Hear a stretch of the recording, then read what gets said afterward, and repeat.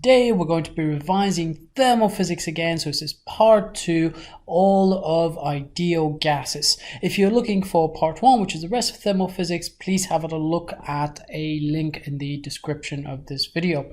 Well, let's get started. The first aspect of revision for ideal gases would be, what is a mole? Now, contrary to popular belief, this is not a small creature that lives on the ground, but a mole is the amount of substance which contains the same number of particles as there are atoms in 12 grams of carbon-12. And this number is Avogadro's number, so let's call that Na, which is about 6.02 multiplied by 10 to the power of 23 particles. So for instance, we could have 1 mole of water, 1 mole of metal, etc., and each of them will contain the same number of particles, 6.02 times 10 to the power of 23.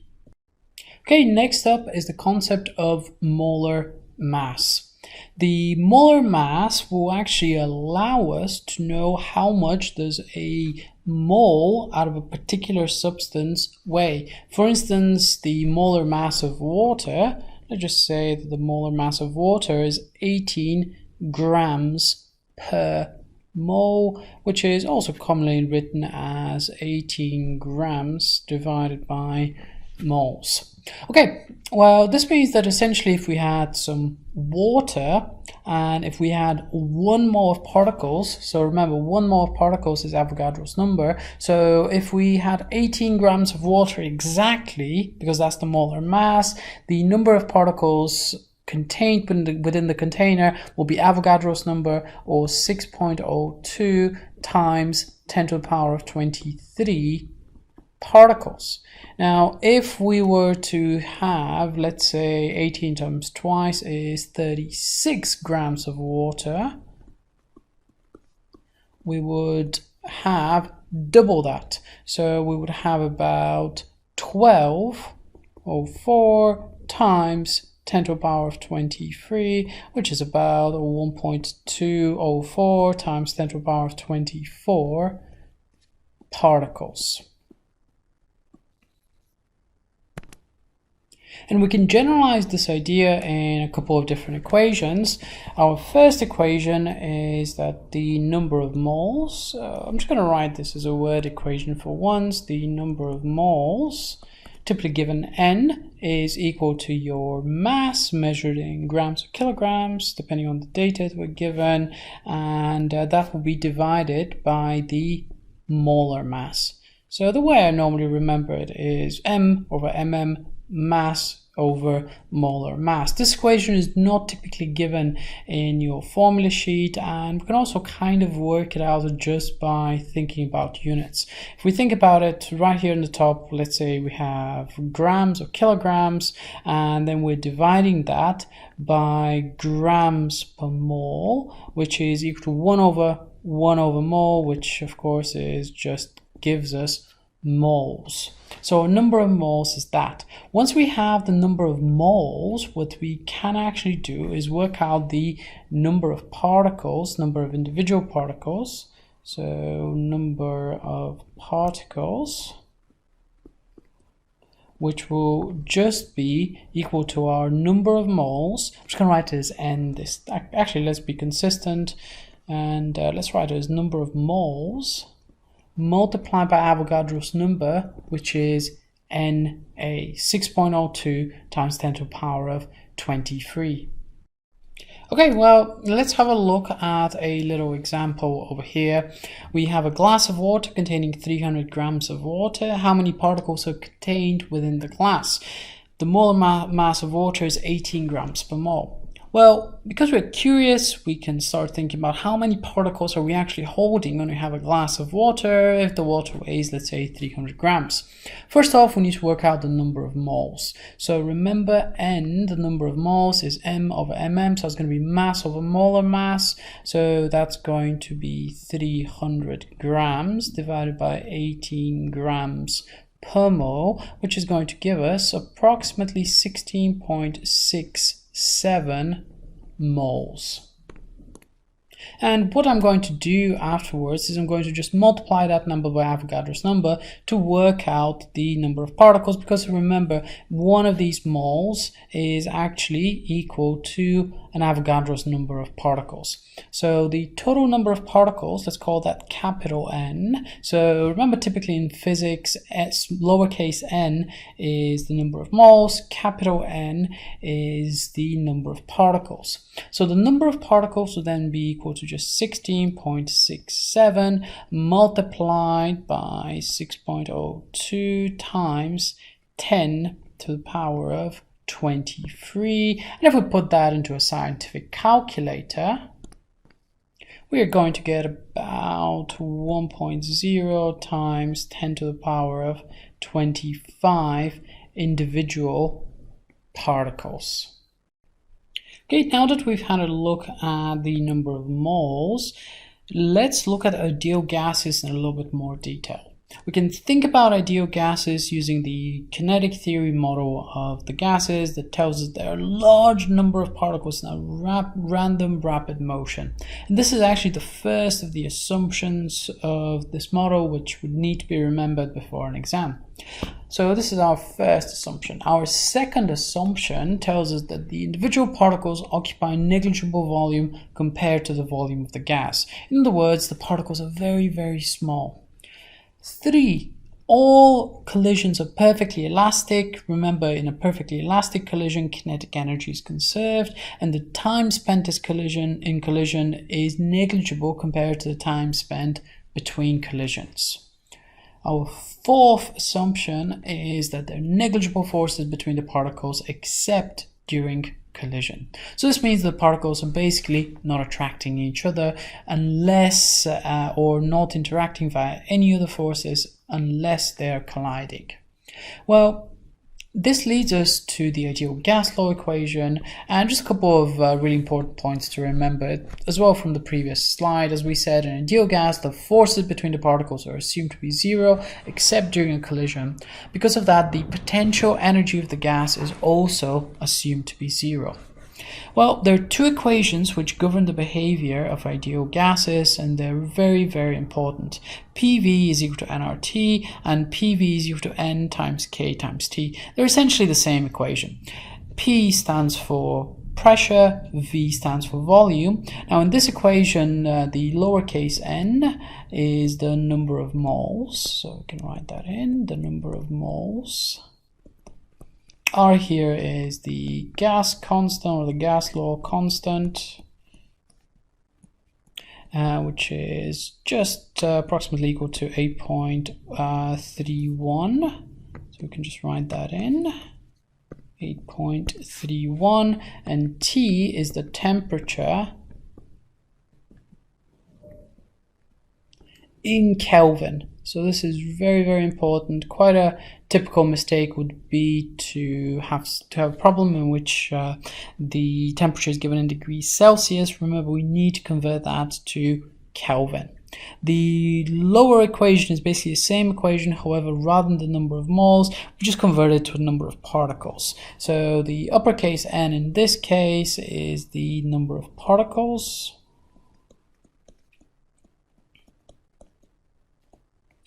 K is Boltzmann's constant.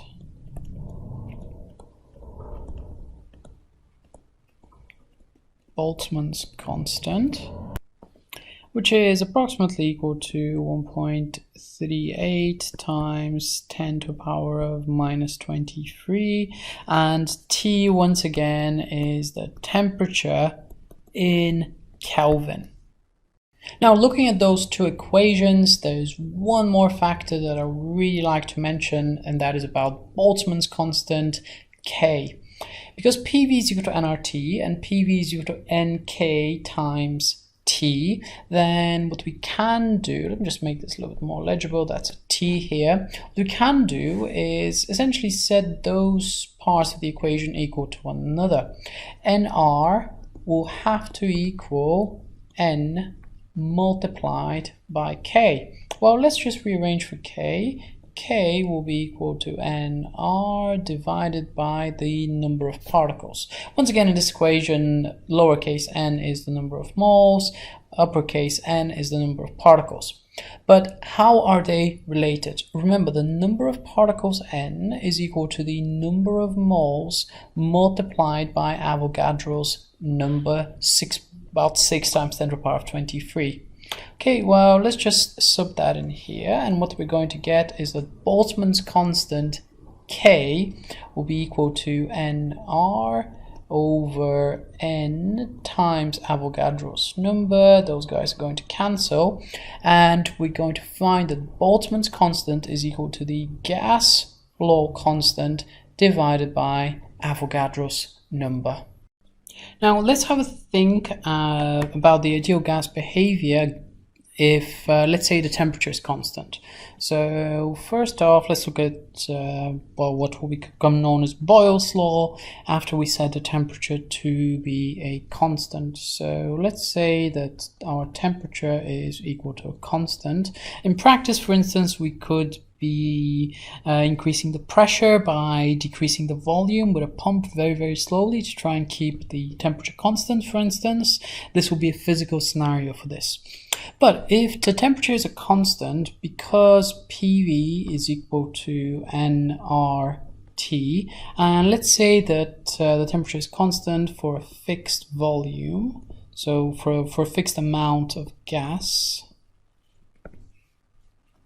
then the pressure could be varied, the volume could be varied, n, the number of moles, is a constant, R is just a constant, then the temperature is a constant. So if that's the case, the whole of the right hand side that I'm actually highlighting now is a constant. So P times V will be a constant, which would mean that P is going to be a constant divided by V, which would mean that P is proportional to 1 over V. In other words, the pressure is inversely proportional to the volume at a constant temperature for a fixed amount of gas.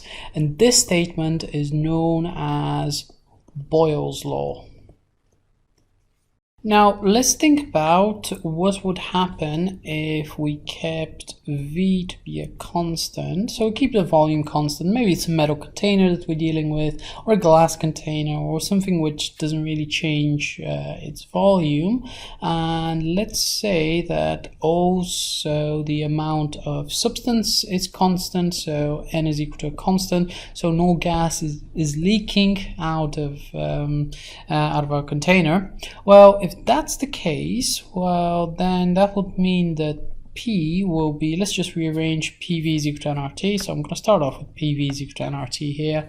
So PV is equal to nRT. And because V is a constant now, I am going to just rearrange for P. So I'm going to say that P is going to equal to nR divided by V times T. Well, have a look at that.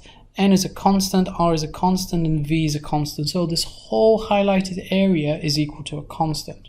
So this means that the pressure is equal to some constant multiplied by T, which means that the pressure is directly proportional to temperature for a fixed mass of a gas if the volume is kept constant. And this is known as our pressure law. So we can write it down as our pressure temperature law. Pressure temperature law. Now that we have had a good look at our two laws, let's have a look at an experiment for Boyle's law. So the way we're going to do this experiment to prove that Boyle's law is correct, we're going to take a sealed tube of a pressured gas with a volume scale. Typically this is filled with oil. as well, at least partially with oil. So we're going to vary the pressure of the gas, and we're going to do that with a foot pump or just a regular pump, and we're going to have a pressure gauge, and we also have a volume scaled. We're going to measure the pressure with a pressure sensor or a pressure gauge once again. So it might be worth just adding a list of measurements. So let's do that really quickly. So I'm going to say measurements. Say the volume with the scale, with the tube, and our pressure with the pressure gauge, or a sensor as well, if that's available. Afterwards, we're going to plot a graph of the pressure against 1 over V. And if the graph is a straight line through the origin, this shows that our relationship is correct. Remember, if we have a graph of the pressure against 1 over the volume, we'll be expecting a straight line relationship. Why is that? Remember, P times V is equal to a constant, which means that P is proportional to 1 over V. So P will be equal to some constant, let's call that K, divided by V, which means that P is equal to K times 1 over V. Now, just underneath, I'm going to write Y is equal to mx plus C. I'm going to add a plus 0 here. So if P is on the y-axis, if 1 over V is on the x-axis, what's left for our gradient is our constant. So in this case, our gradient will be equal to our constant, which is actually equal to nRT. And that is because PV is equal to nRT in general. So we could, if we were given the temperature, for instance, from the gradient of this graph, we could work out our number of moles, for instance. So if we're given both of those, we could work out the constant R if we didn't know it, etc. So this is a really important experiment. Now, how could we make this experiment better? Well, we need to ensure that the temperature is constant, and this is really important. So I'm just going to add that in here. So what I'm going to say is vary the pressure slowly. So vary the pressure slowly so that the temperature remains constant.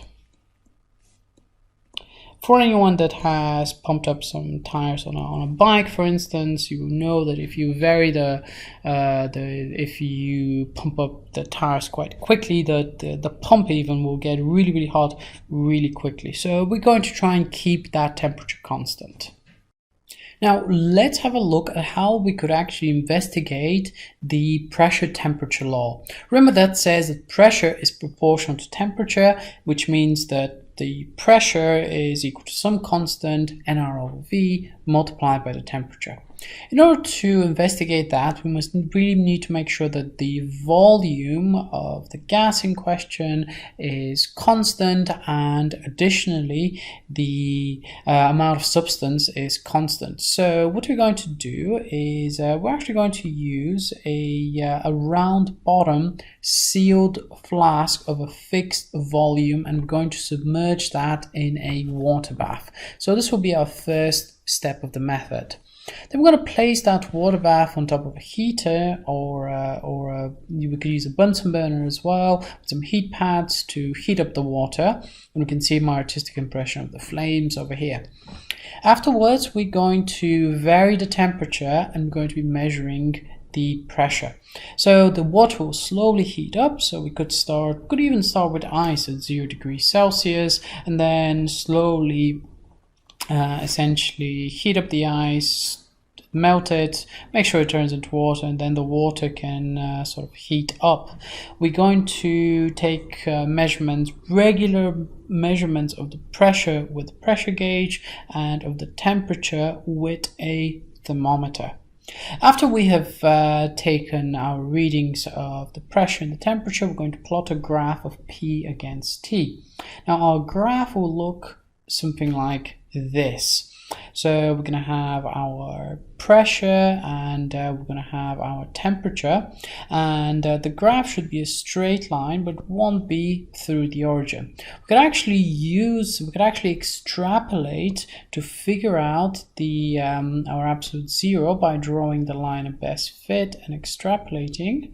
And if we do that, at zero pressure, we should be reaching theoretically the absolute zero, which is about minus 273 degrees Celsius. So let me just write this down because this is very, very important. So let's write it right over here in blue. So we're going to extrapolate, or let's just say that we are going to draw a line of best fit.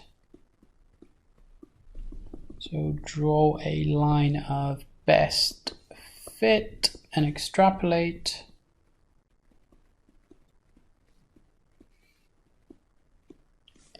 To find absolute zero.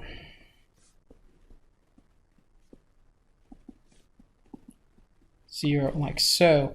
And at zero pressure, so that'll be the fifth point, at zero pressure,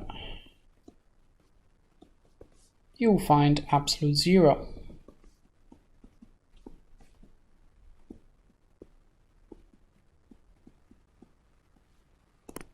Now remember, at absolute zero, the particles have minimum internal energy, which would mean that their kinetic energy is starting to tend towards zero, so they're hardly exerting any force onto the container. There's hardly any change of momentum of the particles as they're colliding, which means there's hardly going to be any pressure on the container.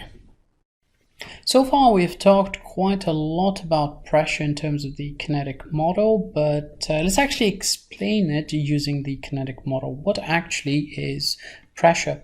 Well, let's imagine the side of a container, and let's imagine that we have a molecule of a gas which is going towards it, then the molecule is going to collide with the container, then it will rebound back into the opposite direction.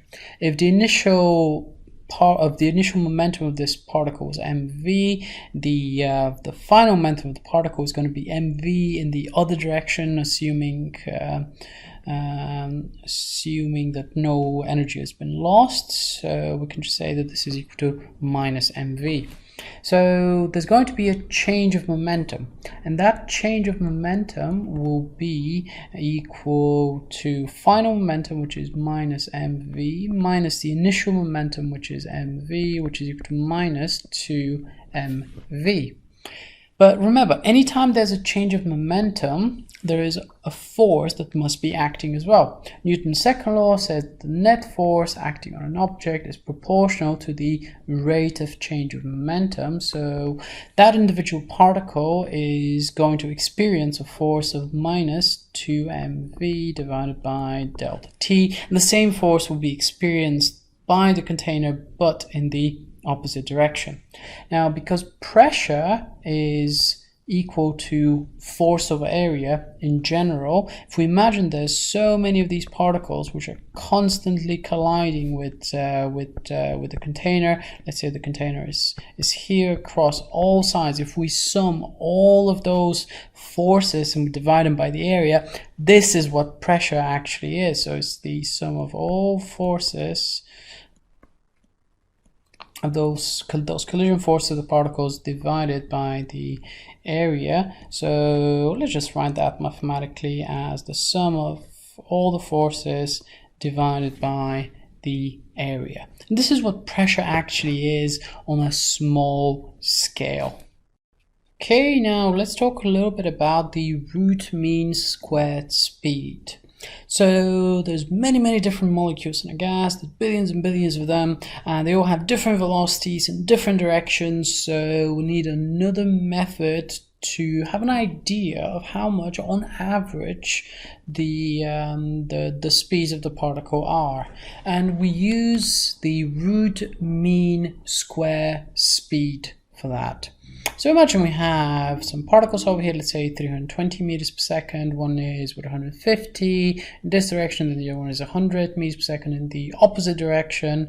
Then what we need to do would be to first off square the speeds, then afterwards we're going to take the mean, and then afterwards we are going to find the square root of our result. Okay, well, let's start off first off by squaring them, and then taking the mean. So it's going to be 320 squared plus 150 squared plus 100 squared, and because there's only 3 particles in our hypothetical scenario, we're going to divide by 3. So let's do that on the calculator. 320 squared plus 150 squared plus 100 squared divided by 3, and that's going to give me approximately, let's just write it down over here as 4.4 multiplied. Actually, let's just involve a little bit more precision, because we're going to be square rooting the answer, and I'm going to put it into the appropriate significant figures right at the very end. So it's going to be 4.4967 times 10 to the power of 4. That's going to be meters squared s to the power of -2.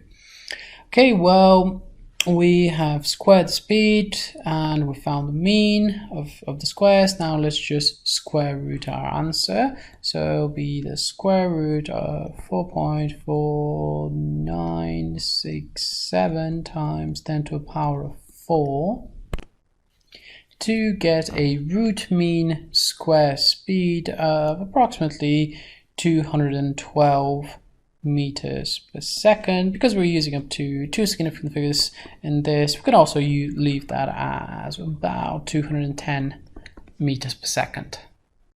Now, the mean squared speed is really important in this equation in particular, which says that the pressure times the volume is equal to 1/3 times the number of particles multiplied by the mass, and then multiplied by the squared mean speed. Notice this is not the root mean square speed. If it was, there would be a square root sign here, but there is not. So we've just squared the values and we've taken the mean of them.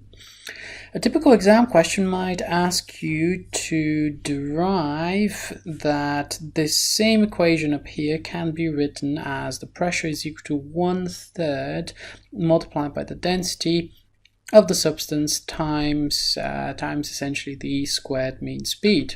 Okay, well, how are we going to tackle this? First off, remember that density is equal to mass over volume. Now, the total mass of the gas will be equal to the number of particles multiplied by the individual mass of each of them. And then we're going to be dividing that by the volume.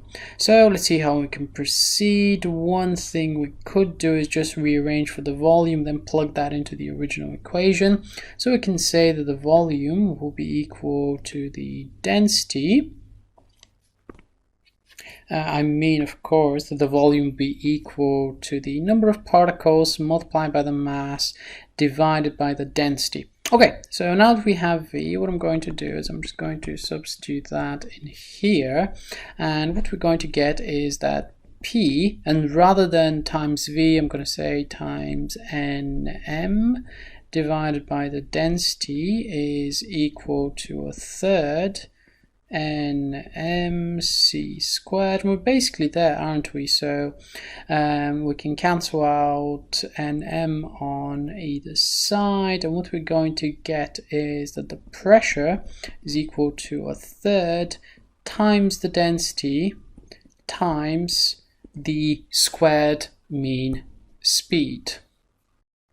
Okay, so up next is the Maxwell-Boltzmann distribution. We've been talking about, and we've been revising about the speed of the particles. The Maxwell-Boltzmann distribution is a plot of the proportion of particles with a given speed against the speed of the particles. So we can see that quite few of the particles, a relatively small proportion, have low speeds, and we can just write this down. So we can say that few of the particles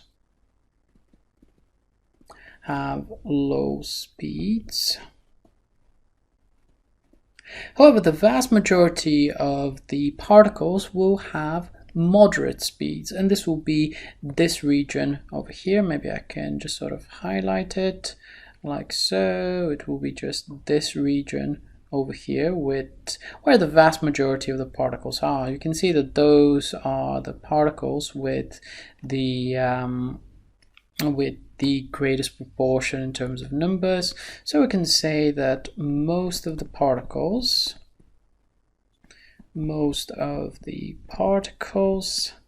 have moderate speeds. We can see that here that the speed is still not quite high, but a very, very small proportion of the particles will have some very high speeds. And then we can also say that few of the particles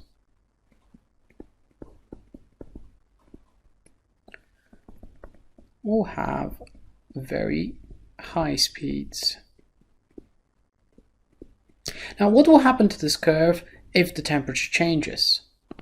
So let me draw with a different color what we expect to see if we increase the temperature. First off, the curve will become flatter and more of the particles are going to end up having higher speeds. So the graph will suddenly appear to look something like this. So let's see if I can use a larger highlighter. So it will look something like this, in which more of the particles are going to have larger speeds. So we could just write that here. So this orange graph here represents what would happen if we increase the temperature. So this is a graph for a higher temperature, where once again there's a greater proportion, or there's more particles at higher speeds. So there seems to be a link between how quickly a particle is going and then what the temperature is. Let's have a look at that link. The link is to be found within this extremely important equation, which really tells us what temperature actually is. And that is that the mean kinetic energy, a half mc squared, where c squared with a bar on top signifies that we're taking the mean squared speed, is equal to 3/2 times k, which is Boltzmann's constant 1.38 times 10 to the power minus 23, times the temperature in Kelvin. Just please remember that this over here is the temperature in Kelvin. This over here is Boltzmann's constant. So Boltzmann's constant, given your formula booklet, but 1.38 times 10 to the power minus 23. This is just 3/2 representing the degrees of freedom. But this is something you only sort of worry about if you study physics at university. C squared is the squared mean speed, and m is the mass of a particle of the gas. So this means that, for instance, if you know the mass out of an air particle, you will know that at a given temperature, the speed should be something which you can actually calculate. You'll be able to calculate the squared mean speed, or the root mean square speed of a particle of air at a given temperature, which is really, really exciting. Now, how did we actually come up with this equation? How can we derive this equation? And this is something that we'll need to know for the exam, so let's practice it. So the way to derive this expression is, first off, let's look at a starting point. So anytime we're deriving something in physics, we need to look at some other equations and then finally come up with this equation. So the derivation for this one is relatively straightforward. We have two equations in our formula booklet. One is that PV is equal to 1/3 multiplied by the number of particles multiplied by the mass multiplied by c squared with a bar on top. The other one is that PV is equal to n, where n is the number of particles again, k is Boltzmann's constant, and T is our temperature in Kelvin.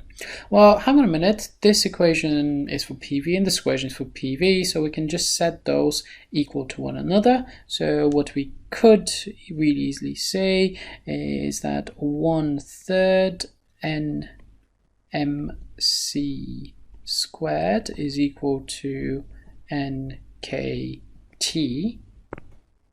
Okay, so now we can cancel out the n's like so, and what we're left with is 1/3 mc squared with a bar on top is equal to k times t.